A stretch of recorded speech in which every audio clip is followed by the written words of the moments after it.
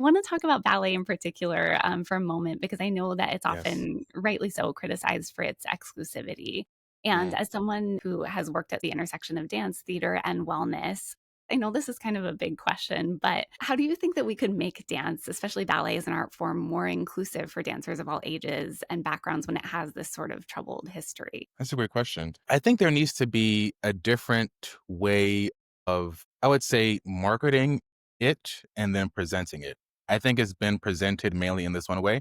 So speak from my own experience. Growing up, again, as I mentioned, I was taking different dance classes. I was taking ballet as well, and I hated ballet, but I fell in love with ballet in college. I had a great teacher, well, great teachers really in ballet, but this one particular teacher which is phenomenal. And I remember the first 20 minutes of class would always do the same combination. And I remember after maybe about a month of doing it, I started to feel this sense of like, oh, this just feels relaxing, peaceful, feels like I can let go. And I would say that was probably my first experience of a meditation. Like being in this space of moving and dancing, being able to let go, I was like, oh, this feels great.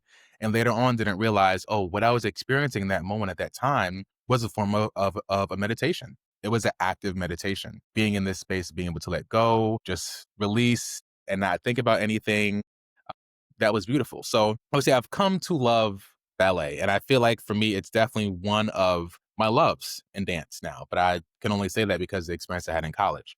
So I think I've realized that when it comes to being in this space of how do we make it more inclusive, just how are you marketing ballet? How are you presenting it to the world? Because I think if it was presented and marketed as a dance style for everyone, and having it not be just exclusive and you must do this and do that. You must have a prima ballerina body and type and have all the best feet and amazing flexibility. Like, if we kind of shift it and shift the mindset and shift the marketing to making it more inclusive, I really think that is going to help people say, oh, maybe I can do this too. Because I feel like there's been other styles that have been really great allowing people to think that, oh, maybe I can do this too. But I think ballet needs to maybe just kind of move that forward to let people know that they can also do this too.